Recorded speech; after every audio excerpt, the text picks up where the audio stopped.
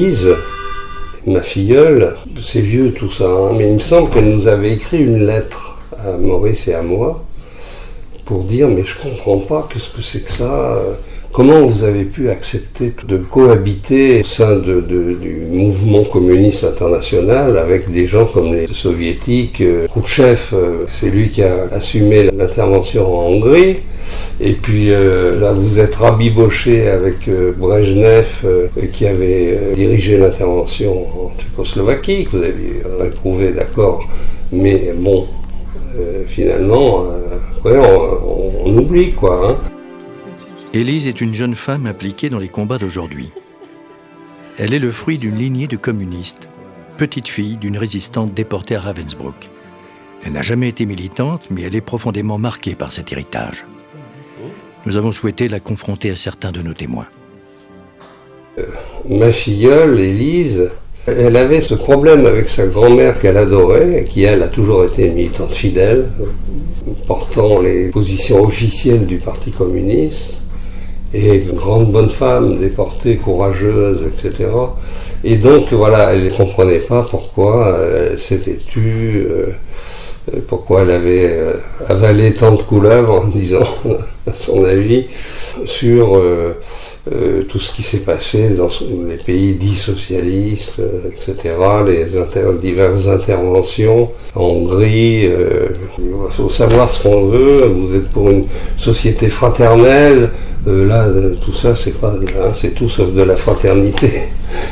Bon. Et en gros, elle nous prenait à partie, quoi. Quand sa grand-mère est morte, elle était, je sais pas, ado peut-être.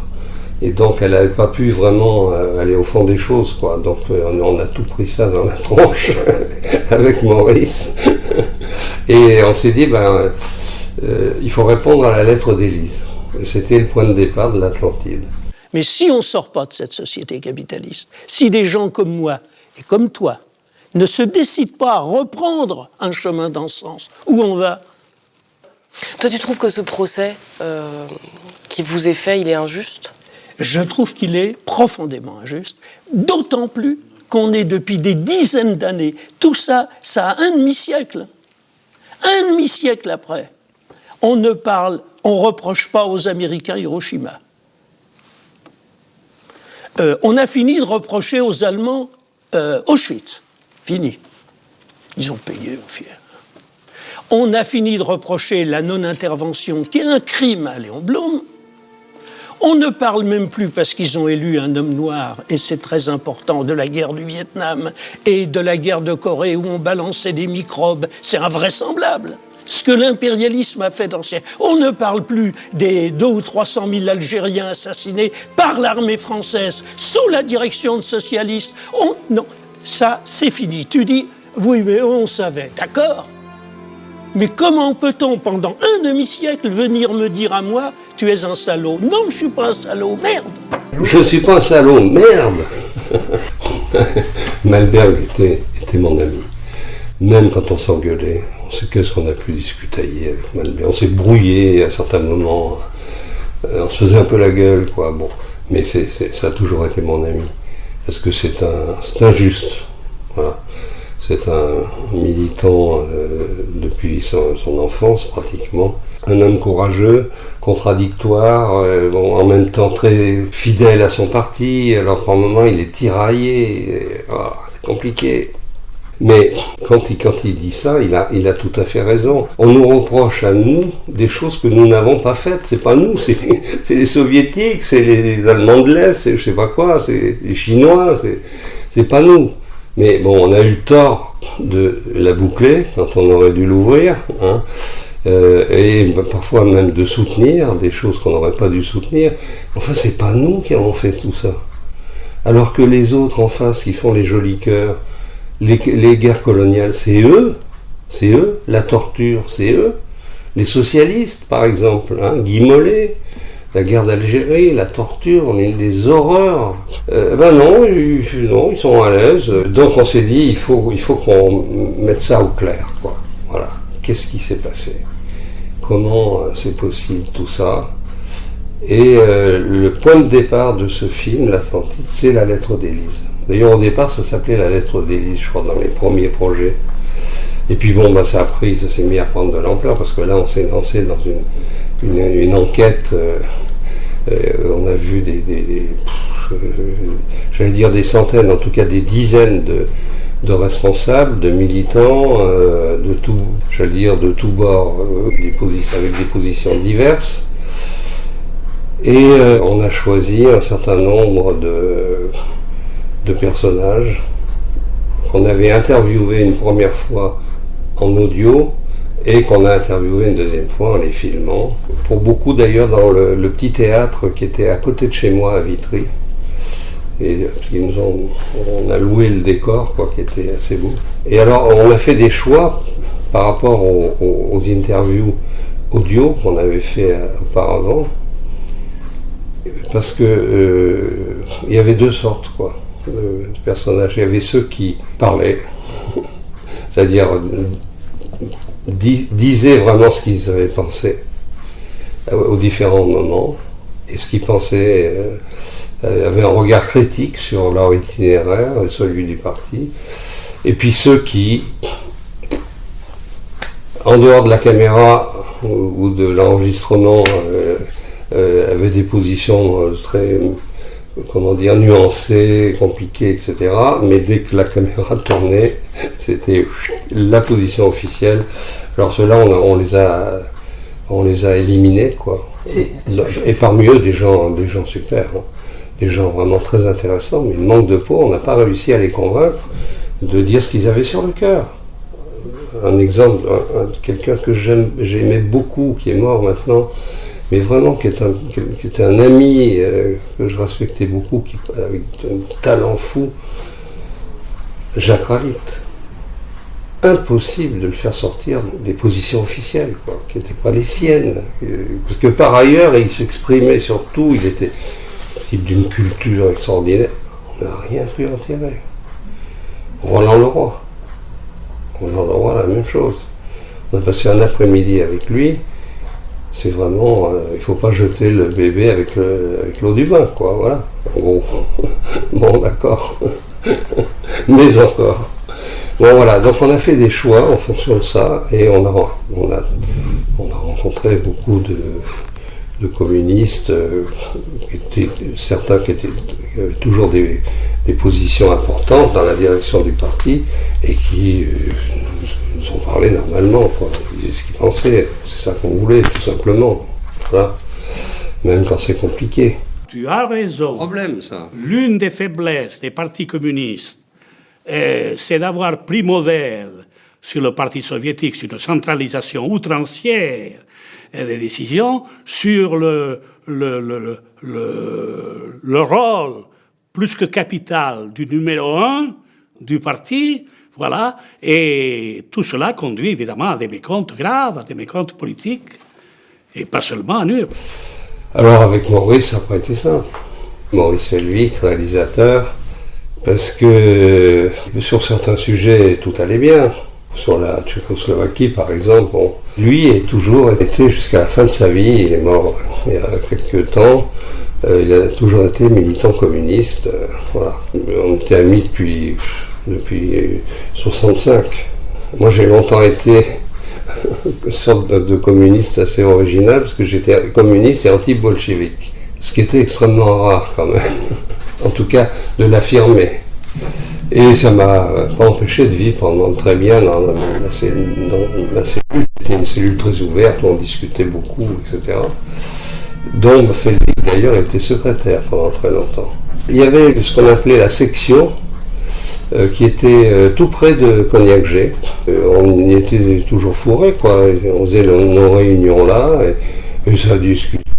Oh là, si certains pensent que dans le Parti communiste, c'est comme dans un régiment où tout le monde la boucle et écoute le chef, voilà, c'était pas du tout ça. Je peux te dire que ça discutait sec, Cette section, en fait, c'était une section qui représentait les gens des journalistes ou qui était locale? Non, alors ne confond pas. Excuse-moi, mais ne confond pas cellule et section. Enfin, vraiment, tu n'y es pas du tout, là. Nous, on appartenait à la cellule de Cognac-G, de la télévision, qui appartenait à la section du 7e arrondissement, je crois. Et c'est là qu'on allait, dans cette section, où il y avait plein d'autres cellules, qu'on allait faire nos réunions.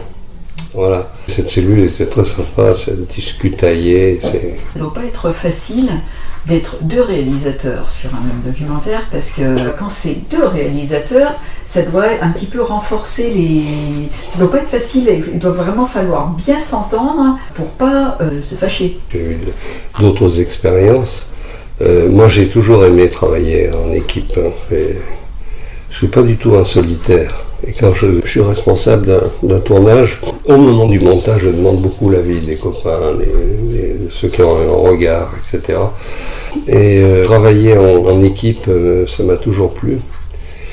Et ça donne une grande force, au contraire, d'abord. Deux intelligences, deux regards, deux esprits critiques.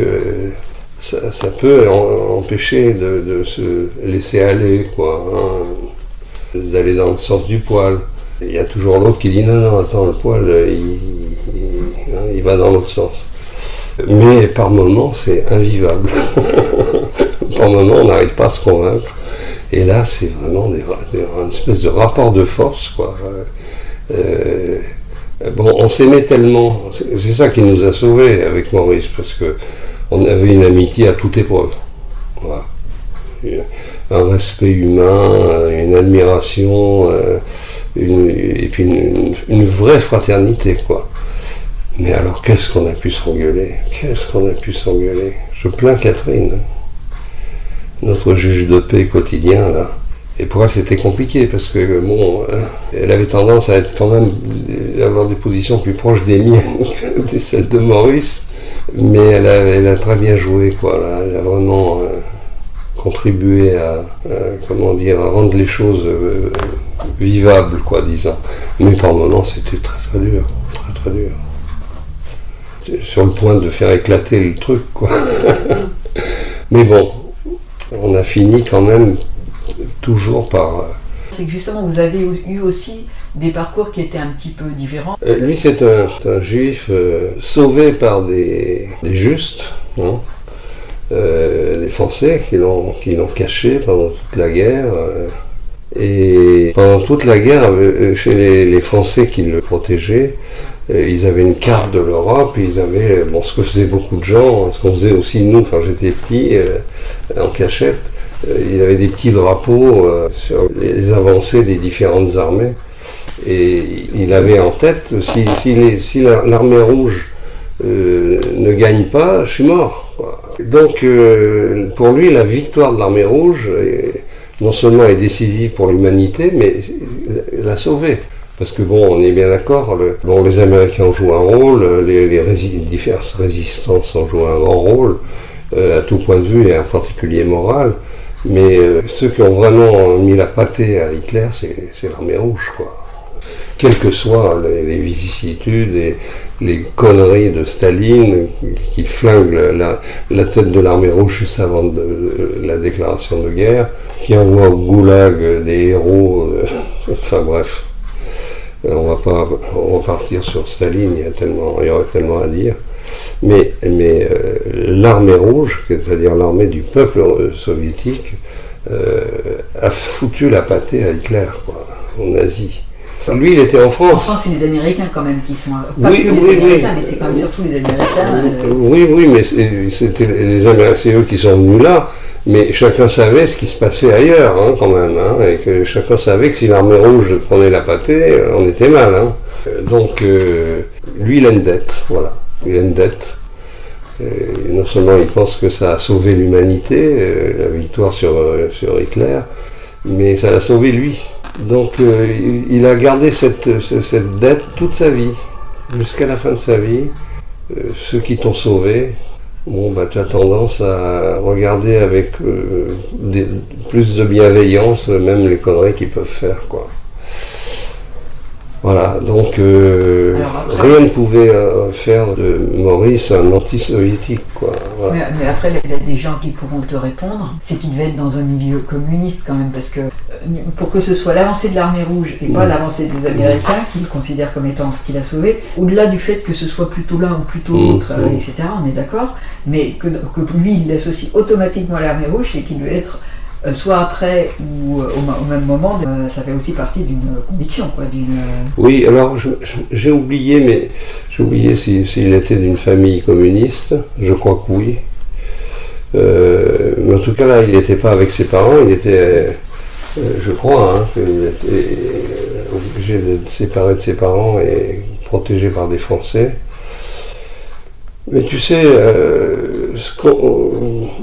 on savait peu de choses sur le stalinisme à l'époque.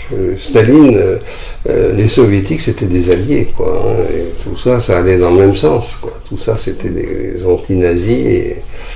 Et simplement, c'était évident pour beaucoup de gens, même les gens qui étaient loin d'être communistes, que le pan soviétique de la résistance à Hitler était primordial, quoi.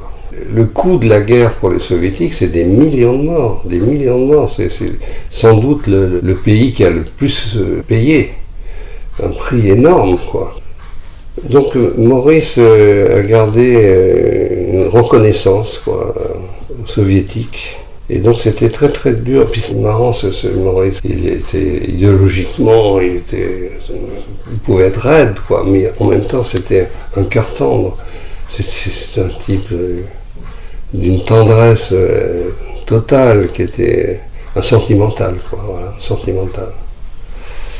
Et les gens qui t'ont sauvé, bah tu craches pas dessus, quoi, c'est pas possible. Donc en même temps, je comprenais tout à fait cette façon d'être que j'admirais, qui me touchait, quoi. Mais en même temps,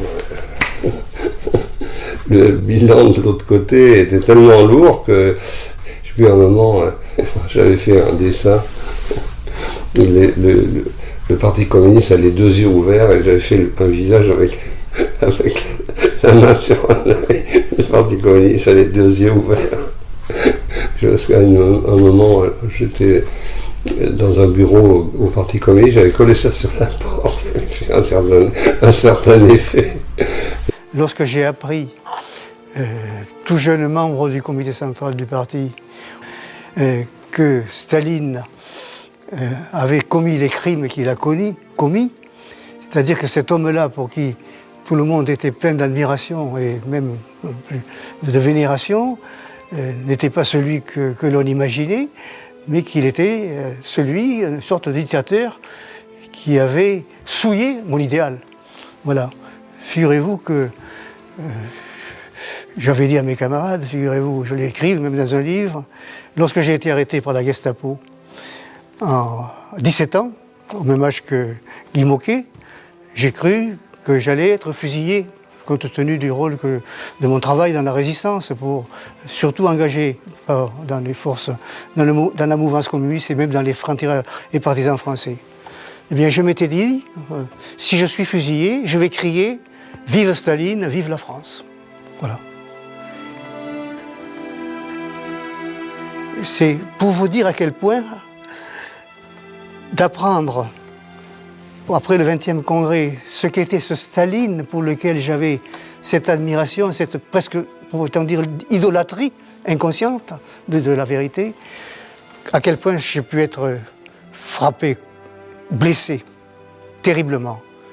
Il y a un homme que j'adorais, pour qui j'avais beaucoup d'admiration et de sympathie, c'est Ségui, Georges Ségui, qui était un type exceptionnel. Et quand on l'a interviewé, il boitait beaucoup. Et en fait, alors il nous a raconté que il avait des gros problèmes à la tête à la FSM, la Fédération syndicale mondiale, dans les rencontres entre syndicats comme le sien, comme le syndicat italien, comme la CGT ou comme la CGIL, et les syndicats des pays dits socialistes, et ils avaient pratiquement rien à se dire, quoi. Ça allait pas du tout. Ils étaient pas. Ces syndicats-là étaient ce qu'on appelait des courroies de transmission, quoi, du parti, et pas du tout des organisations de défense des intérêts des travailleurs de base, pas du tout. Donc c'était très compliqué. Et du coup, lui, qui était en même temps dirigeant du Parti communiste, il était partagé, il s'en sortait pas, quoi. Et puis là, il arrive pour être interviewé, il boitait beaucoup. Alors quand l'interview a été finie, il avait raconté ses problèmes. Et il y avait une copine, une amie qui était un psychologue qui était là. Et donc on allait déjeuner chez moi, puisque c'était juste à côté du théâtre, du studio théâtre où on faisait les interviews. Moi j'étais à 10 mètres, quoi. Et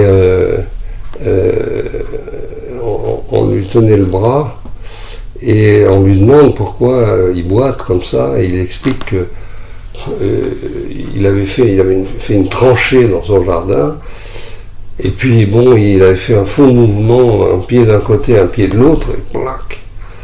Et mon ami psychologue lui dit, finalement, monsieur Segui, vous êtes un homme écartelé. Et il a éclaté de rire, parce que c'était vraiment ça, quoi. Et cet écartèlement était parfois très douloureux. Oui, mais c'était passionnant, ces interviews-là. Parce que la plupart, quoi, des gens qu'on a interviewés ont joué le jeu, quoi. Ils ont été honnêtes, alors c'était marrant parce que le compagnonnage avec Maurice Felvig était parfois très compliqué, mais ça avait des côtés très sympas aussi, parce que quand l'un commençait à appuyer sur un truc, que ça avait l'air de fuir en face, l'autre revenait à la charge et le rattrapait au premier tournant. Donc c'était très efficace, quoi, aussi, hein, c'était très intéressant. Mais il y avait un certain nombre de sujets tabous. Il y a la fameuse histoire de Vitry, par exemple, hein, où le maire d'une banlieue bourgeoise, j'ai même oublié d'ailleurs quelle commune. Saint-Maur, je crois. Saint-Maur, voilà. Le maire de Saint-Maur, pas un beau jour, mais une belle nuit. Il y avait des immigrés africains sur son territoire. Il les a installés dans deux ou trois cars, je crois, quelque chose comme ça. Et il y avait un grand foyer d'immigrés à Vitry. Et bien il les a amenés à Vitry. Il les a déchargés devant le foyer. Et puis, bon, bah, ces malheureux, ils n'avaient pas le choix, hein. Ils sont rentrés dans le foyer, où ils avaient des copains, des cousins, des frères. Ils se sont débrouillés comme ils ont pu, quoi, hein. Ils se sont serrés un peu. Et puis là, il y a eu quelque chose d'absolument ahurissant qui s'est produit. Les communistes, enfin certains communistes, ont réagi d'une manière imprévisible. C'est-à-dire qu'ils ont coupé le courant, c'était à Noël, 80. Ils ont coupé le courant, le chauffage, la lumière. Ils ont même, avec une pelleteuse, bloquer la porte. Alors c'était un peu contradictoire en plus, parce que d'une part ils faisaient tout pour qu'ils s'en aillent, mais d'autre part ils les empêchaient de s'en aller en mettant des tas de terre devant la porte. Mais ahurissant. Et à l'époque on était la cellule de la télé, là, un certain nombre de gens de télé, pas seulement de notre cellule, mais aussi celle des buts de Chaumont. On est allé voir marcher. On a eu un peu de mal à le rencontrer d'ailleurs, on le connaissait très bien. Et on lui a dit, le matin de Vitry, les communistes comme nous rasaient les murs.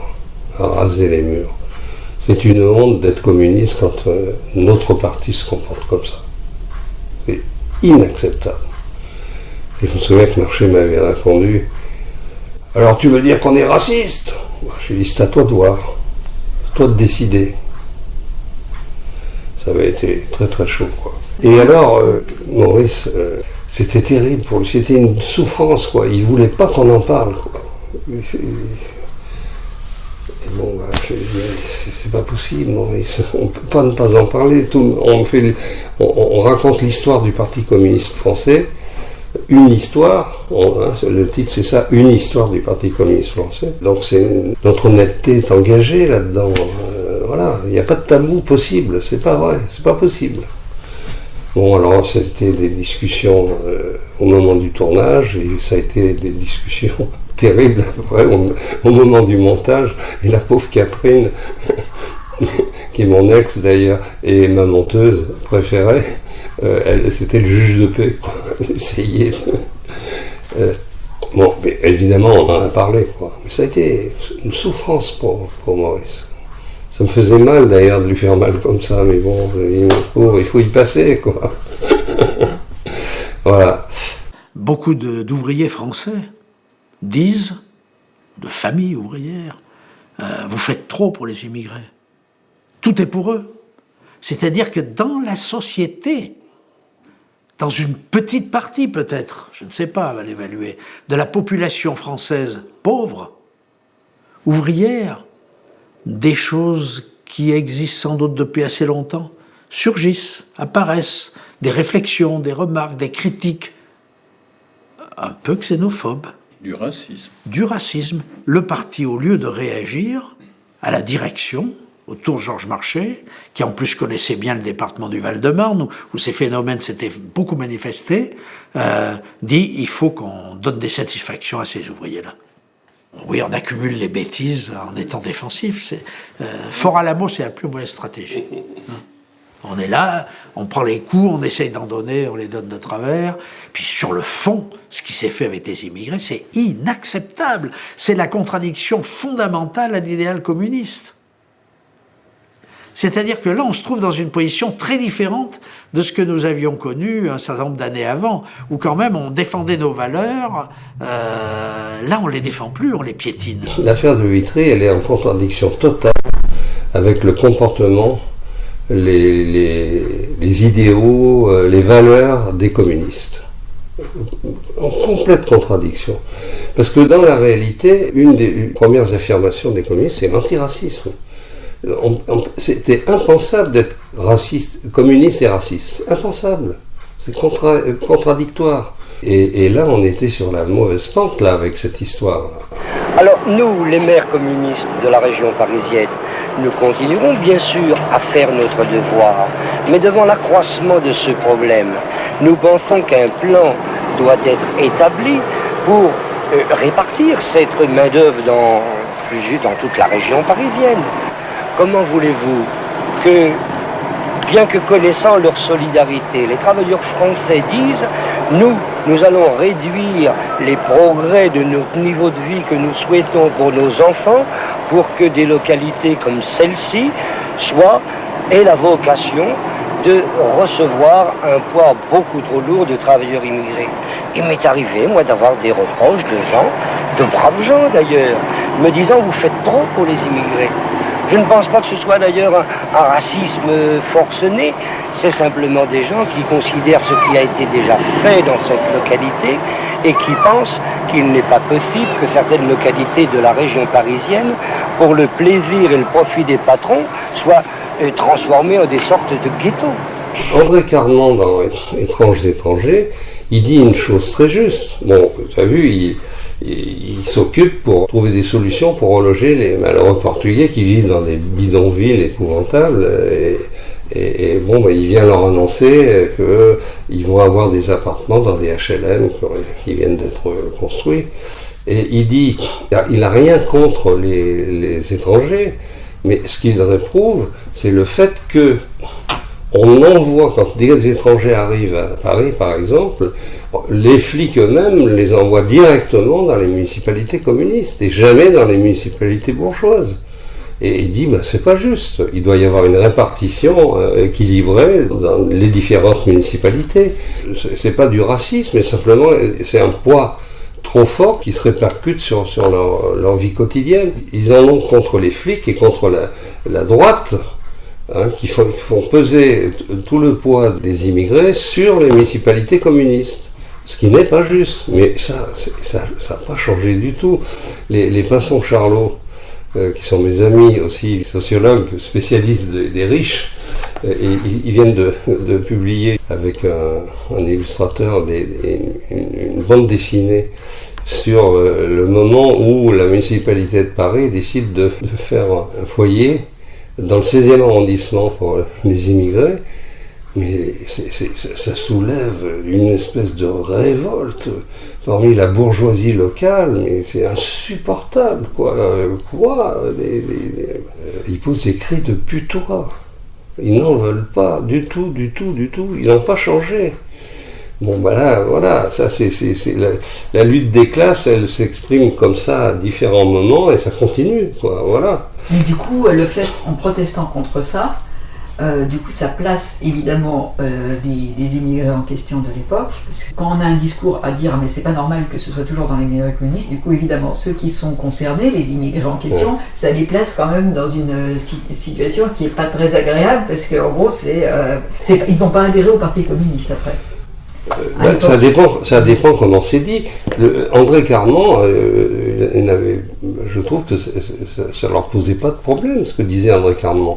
Il n'accusait en rien les immigrés, il accusait la bourgeoisie, la droite, les patrons d'utiliser cette main-d'œuvre pas chère et de n'assumer en rien la nécessité de leur permettre d'avoir une vie acceptable.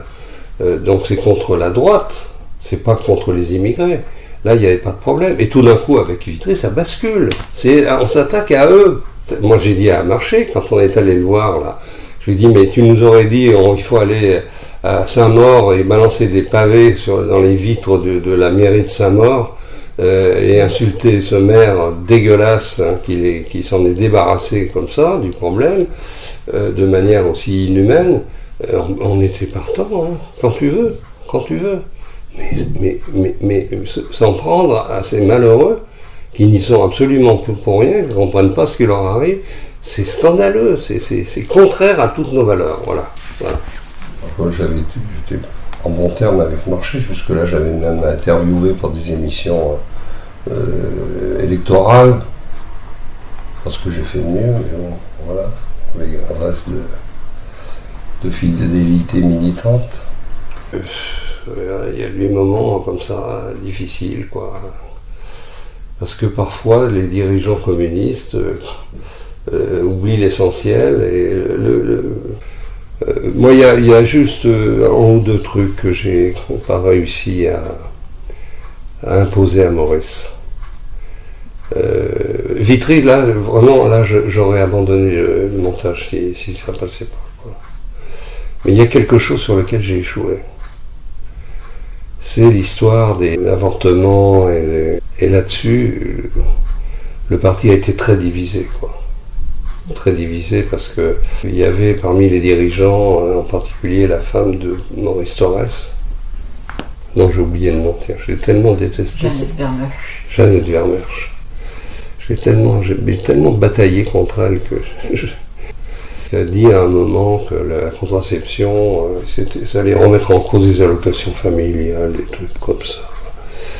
Et puis, elle avait dit aussi aux dirigeants du MLF, dont celle qui a écrit Le Deuxième Sexe, Beauvoir. Simone de Beauvoir, vous allez dépoétiser l'amour. Et puis alors, toutes les femmes qui ont bataillé pour l'avortement et qui pratiquaient des avortements, quoi.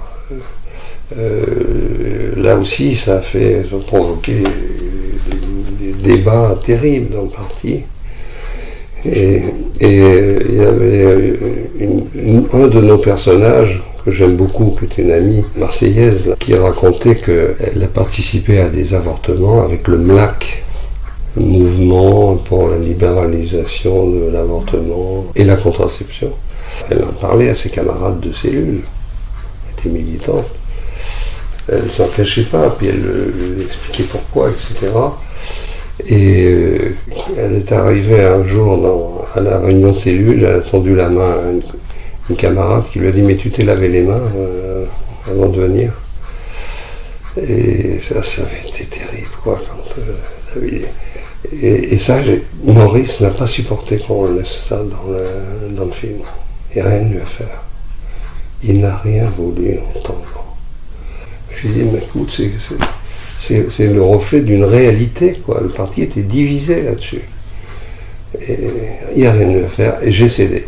Voilà. Catherine m'a dit, écoute, de temps en temps, il faut faire des concessions des deux côtés. Eh bien, j'aurais pas dû céder là-dessus. Voilà. J'aurais pas dû céder là-dessus. Mais ça aurait été peut-être au prix du documentaire si c'était... Je sais pas. J'aurais dû batailler, comme je l'ai fait pour Vitry ou pour sur d'autres sujets. J'aurais pas dû faire ce compromis-là. Voilà, parce que ça, non, c'est trop important, quoi. Et le parti qui avait été à l'avant-garde, avant la guerre, sur les problèmes d'avortement, de contraception et tout ça, était en marche arrière complète à cause de Jeannette Vermeersch. Enfin, certains dirigeants importants, dont Jeannette Vermeersch, étaient en pleine réaction, en recul complet, quoi. Alors ça, moi j'étais jeune communiste, je bataillais, j'étais pas le seul. Hein. Dans le parti, ça bataillait dur là-dessus. Hein. Ils ont été, moi quand j'étais jeune, à l'école normale, ils ont été obligés d'envoyer un dirigeant pour nous raisonner, parce qu'on était absolument contre les positions du parti là-dessus. J'étais à la fois au JC, Jeunesse communiste, et au Parti communiste, et ça discutait sur l'avortement, la contraception, mais surtout l'avortement. Ça discutait très très fort, et moi et mes copains, on était absolument contre les positions officielles du parti, et celles de Jeannette Vermeersch en particulier, parce que nous, les copines qui se retrouvaient enceintes, on les emmenait en Suisse pour se faire avorter. C'était pas simple, c'était bon, et on était à fond pour... Mon père et mon oncle ayant été tués pendant la Résistance, l'un guillotiné, ça, quand même, il y a toute une histoire assez dramatique. À Lyon. Donc, pour moi, j'étais de ce côté-là. J'étais communiste. Ma mère était une ouvrière qui travaillait dans le Tulle, dans des conditions très dures, très exploitées. Donc, les communistes, pour moi, c'était des gens qui défendaient les ouvriers, qui étaient pour la justice, qui étaient pour la liberté, qui s'étaient engagés pour la libération de la France. Donc, j'ai voulu continuer ce combat, voilà. Dès que j'ai été adolescente, j'ai adhéré à l'UJFF contre mon gré, mais enfin, je voulais adhérer à la jeunesse communiste, et puis, très rapidement, au parti. Voilà.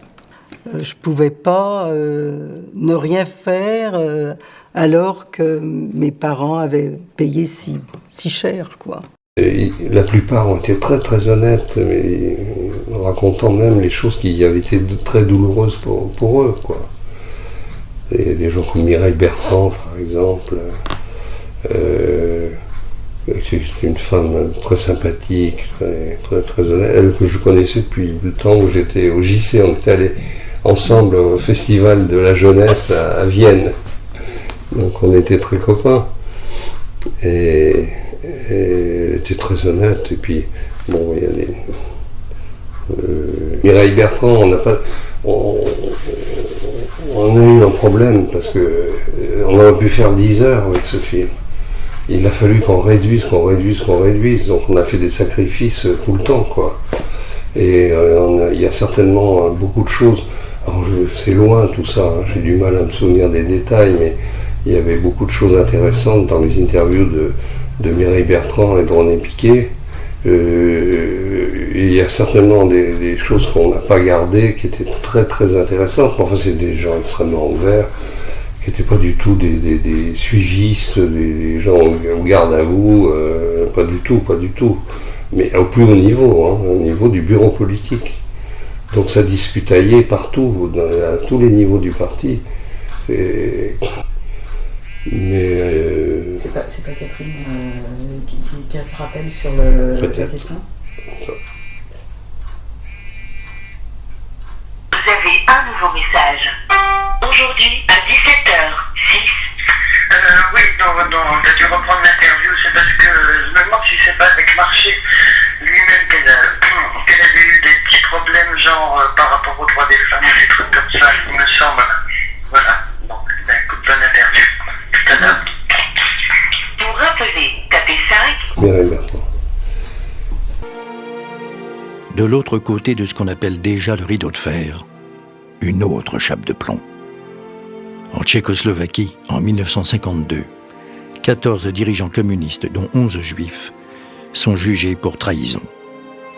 Parmi eux, Arthur London, ancien des brigades internationales, résistant à Paris, déporté à Mauthausen, devenu vice-ministre à Prague. Il sera l'un des 3 accusés qui ont échappé de justesse à la potence. Alors, Lise, je voulais vous poser une question. Votre mari est emprisonné. Oui. C'est un communiste à 100%. Oui. Il a été à la guerre d'Espagne, il a été résistant, oui. Déporté. Et il est arrêté et accusé des pires choses. De tout. Espionnage, de tout ce que vous voulez. Et alors vous y croyez, vous? Mais absolument, j'y croyais pas du tout. D'ailleurs, j'ai continué de voir mon mari. Et alors là, qu'est-ce que vous lui avez demandé à votre mari, vous vous souvenez? Alors, est-ce que tu es coupable? Non. Parce que vous aviez... Alors pourquoi tu as avoué? J'étais obligé, je ne pouvais pas faire autrement. Autrement, tu ne me verrais pas aujourd'hui. Mais est-ce que vous vous êtes pas dit à un moment, est-ce que ça vaut le coup d'être communiste si c'est pour faire une société pareille? Vous n'êtes pas dit ça? Non, parce que je pensais pas que... Je pensais que le Parti communiste tchèque n'était pas un bon parti. Que c'était pas ça c'était pas le communisme. Vous comprenez ce que je veux dire? Je considérais que ça, c'était pas le communisme.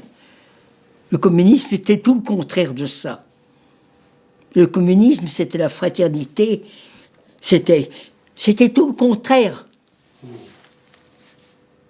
D'ailleurs, quand j'avais quitté là-haut, quand on m'a exclu du parti tchèque, et que je suis sorti, que je me suis retourné, que je leur ai fait la déclaration, un jour vous regretterez, vous comprendrez que c'est vous les coupables. C'est vous qui n'êtes pas des communistes. Et je disais aux autres communistes qui étaient là et qui avaient voté,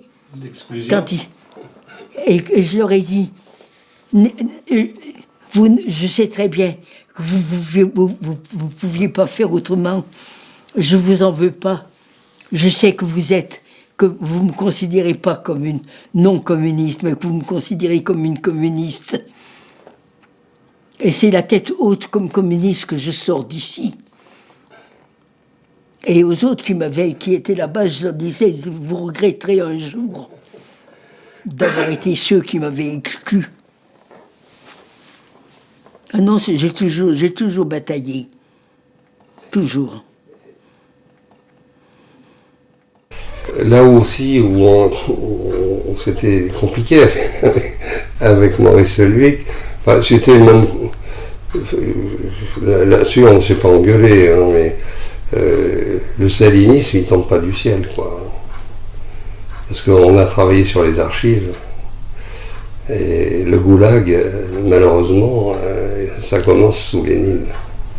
On a trouvé des images de gens qui partent dans les trains qui les emmènent dans les camps du goulag, et c'est sous Lénine, c'est pas sous Staline.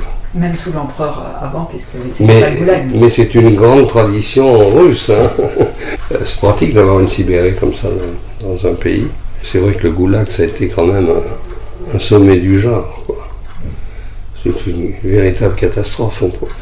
Voilà, moi je faisais partie des communistes qui ne pouvaient pas être staliniens, c'était pas possible, quoi. C'était l'horreur pour nous, le stalinisme. Et nous, on allait faire autrement. Voilà. Pas tout le temps où j'ai été communiste, c'est ça que je me disais, nous on fera autrement. Et d'ailleurs, j'étais encouragé à ça par certains livres publiés par le Parti communiste, les livres officiels du Parti communiste, je ne sais plus comment, j'ai oublié les titres, mais enfin, il était question de démocratie, quoi. Le stalinisme, c'était le passé. Le problème, c'est que c'est du passé qui a du mal à passer, quoi. Il continue à te tirer par les pieds vers le bas, quoi. Lénine. Parce qu'on a longtemps parlé de marxisme-léninisme. Moi, je me suis toujours, et je continue à me considérer comme marxiste. J'ai une grande admiration pour cet homme, même si j'ai pas tout lu, parce que faut s'accrocher pour tout lire. Mais bon, je trouve ce type complètement génial, quoi. Une clarté, d'une lucidité extraordinaire. Puis c'est la manière dont il explique comment fonctionne le capitalisme, c'est fabuleux. C'est fabuleux. La plus-value, tout ça, c'est inouï, quoi. C'est un grand scientifique en même temps. Et Lénine, c'est pas le même niveau, c'est pas le même niveau. Puis alors, dans la pratique, il faisait pas le détail, Lénine, avec les opposants. Il souligne en rouge certains noms, là, et ça se termine mal. Donc le goulag, il commence bien avant Staline. Et alors on est avec mon producteur Jean Bigot. C'est devenu une plaisanterie, quoi. Parce que même si je suis plus au parti depuis 25 ans ou 30 ans, j'ai plus 40 ans, il continue à faire comme si, à me balancer les saloperies des staliniens. Et à chaque fois, je lui réponds, constate. Les marins constatent. Parce que là, c'était Trotsky. Et lui, c'est ça, il est, disons, il est où il a été Trotsky, c'est ça ton producteur? C'est ça qui est un petit peu, pas drôle, mais je veux dire, c'est pas le même. Il était à la Ligue communiste, Krivine, etc. Mais c'est compliqué parce que, moi, je suis très ami avec Alain Krivine, qui était, quand j'étais à Lorraine Cœur d'Acier, il a été le premier, je crois, homme politique à passer dans le coin. Quand on a créé Lorraine Cœur d'Acier, on avait dit on reçoit tout le monde, sauf le Front National, parce que le racisme n'est pas une opinion. Et le premier qui débarque, c'est Krivine. À l'époque, les communistes, Krivine, ils voyaient rouge, quoi, c'est le cas de le dire. Krivine, qui était un fils de communiste et dissident, trotskiste, et pour qui j'ai une très grande admiration. C'est un type qui a sacrifié complètement sa carrière universitaire. C'est un type brillant pour vivoter comme un pauvre, quoi, toute sa vie, et fidèle à ses idées, même si elles ne sont pas les miennes, mais dont certaines sont très proches des miennes d'ailleurs. Et donc Jean Bigot était à la Ligue communiste et il fait partie de ceux qui ont rejoint le Front de gauche. Mais on continuait à se mordiller les mollets sur les saloperies des grands ancêtres. Et je disais, Trotsky, lui aussi, avec les marins de Constate, il n'y est pas allé de main morte. Sacrée répression. Voilà. Et donc tout ça est compliqué et par moments amusant, quoi. Mais ça produit des drames, quoi. Des drames terribles. Il y a eu la Hongrie. Et Moi, l'intervention soviétique, bien sûr, elle ne me plaisait pas, mais en même temps, c'était un soulagement. Enfin, il venait au secours des communistes hongrois, il rétablissait l'ordre, disons, rétablissait la situation, oui. Et je me souviens très bien que quand je l'ai appris le dimanche matin, j'étais chez mes beaux-parents, nous n'avions pas de logement à l'époque, on a bu l'apéritif en disant, enfin, bon, c'est réglé à Budapest. Vous avez bien arrosé ça? Oui, oui. Bon.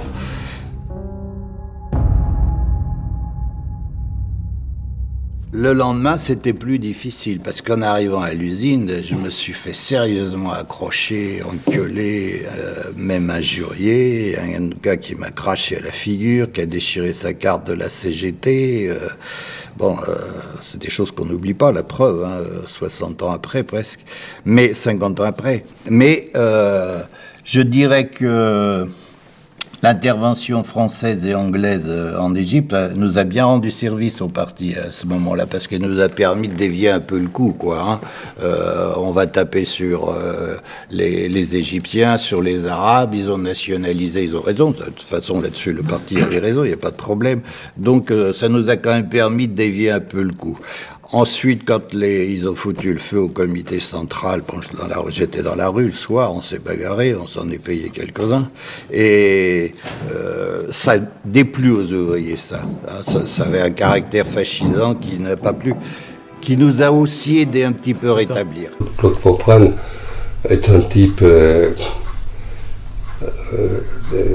très intéressant, parce que lui, en plus, ça passait dans sa famille. Il avait un frère, Jean Popren, qui était socialiste.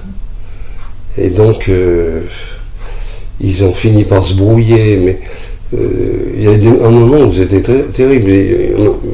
Un moment où ils étaient presque obligés de se brouiller avec son frère s'il était un responsable socialiste. Et donc, c'était très douloureux à vivre, tout ça. Et il avait parlé de tout ça avec beaucoup d'honnêteté, d'humanité, quoi. On peut discuter des nuits entières sur ce mot de communisme.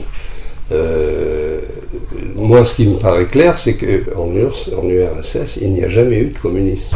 Voilà. C'est pas du tout le communisme qui a été implanté en URSS. Du communisme, il n'y en a jamais eu. Jamais. On a vécu un siècle entier en parlant de communisme alors qu'il n'y avait pas de communisme. C'est ça la grande énigme. Le grand problème pour moi, c'est ça. Quand nous disions les pays communistes, le monde communiste, ces pays ne pouvaient pas l'être, c'était pas le monde communiste. Et même les partis communistes, moi je suis toujours membre d'un parti, je suis membre depuis bientôt 60 ans d'un parti qui s'intitule communiste et qui, pendant l'essentiel de sa carrière, n'a jamais parlé du communisme, mais seulement du socialisme. Enfin, le grand mot d'ordre des années 70, c'était le socialisme pour la France. Non, pas le communisme. Qu'est-ce que c'est le capitalisme? C'est la mise en privé universelle. Qu'est-ce que c'est le communisme? C'est la mise en commun universelle. Vu l'époque où on a fait ce film, pendant les années 2000, j'ai proposé qu'on appelle ça l'Atlantide, un continent qui était en train de s'enfoncer et de tendre à disparaître, tout en étant là. C'est ça l'Atlantide. Voilà. C'est en train de couler, mais c'est là. Lucien Sèvres, moi ce que je retiens surtout, c'est la description du congrès du Parti communiste auquel il a assisté, du Parti communiste soviétique auquel il a assisté. Alors là, c'est à mourir de rire. Quand on leur dit, il y a une sonnerie. Alors ils sont là, il y a les partis frères qui sont invités, tout ça, dans la grande salle. Le grand hall qui jouxte la salle où se passait le congrès. Alors ça sonne, ça veut dire... camarades, il faut éteindre vos cigarettes, ça va bientôt commencer. Une autre sonnerie, vous pouvez rejoindre vos places.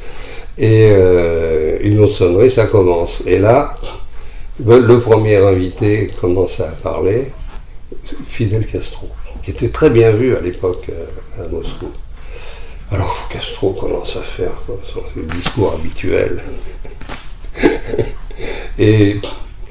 Et puis, tout d'un coup, Brejnev se lève. Et là, tout s'arrête. Il se lève et il se dirige vers une petite porte qui est derrière la tribune. Et là, tout le monde applaudit debout.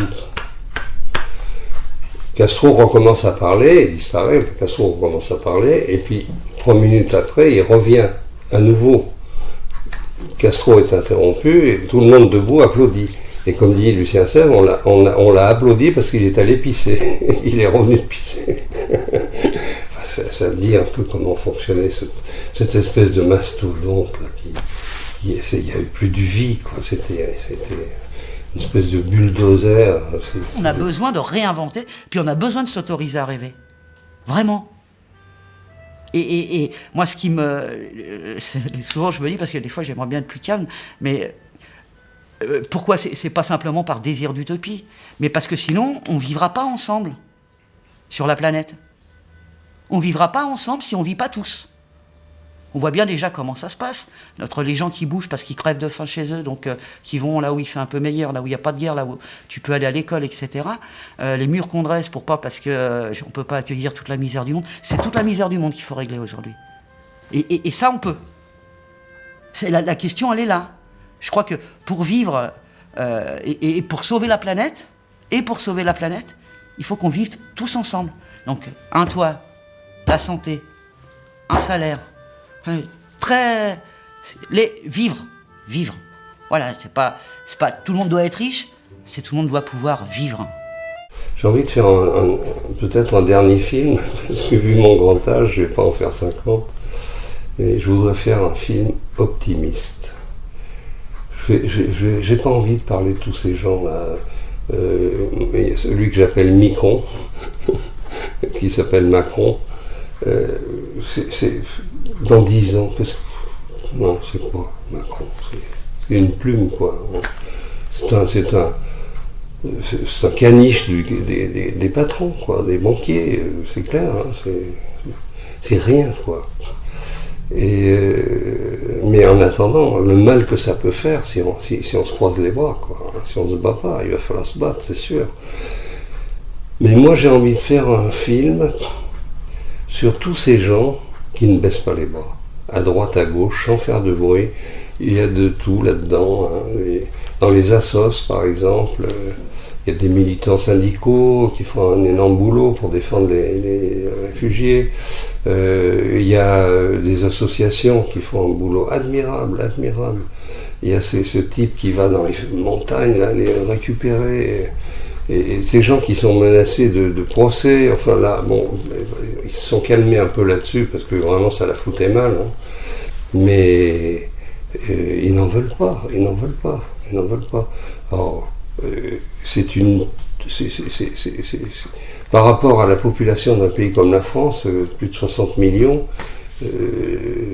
c'est pas 3 000, 10 000, 20 000, même 100 000 immigrés qui vont foutre en l'air notre équilibre économique. Hein. Ça tient pas debout, quoi. Et puis on n'a pas le choix. Quand des gens comme ça appellent au secours, s'ils sont partis, s'ils se sont lancés dans cette aventure dont ils savaient qu'elle serait épouvantable, c'est qu'ils avaient de bonnes raisons, quoi. D'abord pour pas se faire tuer, souvent, pas se faire torturer, pas se faire maltraiter, et tout simplement pour pouvoir faire vivre une famille, hein, éduquer des enfants et tout ça. Bon, tout ça, disons. Et si on était à leur place, on ferait pareil. Enfin, bon, et ça peut bien nous arriver d'être amené à faire pareil un jour ou l'autre, si ça continue comme ça. Donc là, il n'y a même pas à hésiter, quoi. Il faut les accueillir, et puis il faut s'arranger, il faut se débrouiller, il faut, voilà. 1600, j'entendais qu'il y avait 1600 immigrés qui sont morts dans la Méditerranée, rien que depuis le début de l'année. Ces bateaux qui vont les secourir en Méditerranée et qui n'arrivent pas à accoster pour venir en aide à ces malheureux qui ont échappé à la mort. Des milliers dans la Méditerranée sont déjà cette année, comme l'an dernier. Enfin bref, la Méditerranée est en train de devenir un cimetière marin, quoi. C'est une horreur absolue. Ils sont maltraités partout. On les repousse vers la Libye où ils sont massacrés, tyrannisés, torturés. Enfin bref, c'est abominable. Et là, la France n'a pas brillé non plus. Hein. Le bateau, là, ça c'est insupportable. Et moi, j'ai envie de faire un film qui serait une version filmée de We shall overcome. On gagnera. Voilà. On finira par gagner. Comme le dit cette si belle chanson de Joan Baez, que j'adore. Et ça t'a apporté quoi, d'être communiste? Ça m'a apporté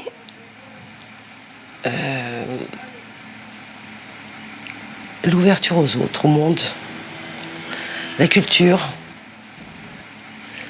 D'abord aussi la dignité, parce que j'ai jamais eu le sentiment d'être honteuse d'être issue d'un milieu ouvrier en étant communiste. C'est-à-dire que j'ai jamais eu non plus un sentiment de soumission à l'égard des autres. Oui, la fierté et la dignité. Je crois que c'est ça surtout que ça m'a amené. Tu ne te sentais plus une victime? Non, et justement, c'est ça qui est fabuleux. Et je dirais que ce qui me jette beaucoup aujourd'hui, qui est insupportable, c'est qu'il y a une espèce de discours compassionnel et où on s'aperçoit, enfin, on aime bien les pauvres, on aime bien les ouvriers quand ils sont victimes, quand on va les plaindre. Par contre, on n'aime pas du tout les gens modestes et les ouvriers quand ils se battent, quand c'est des gens qui ont la capacité de résister. Alors là, il faut au contraire les stigmatiser. On le voit aujourd'hui d'ailleurs, hein. Ça se passe encore aujourd'hui.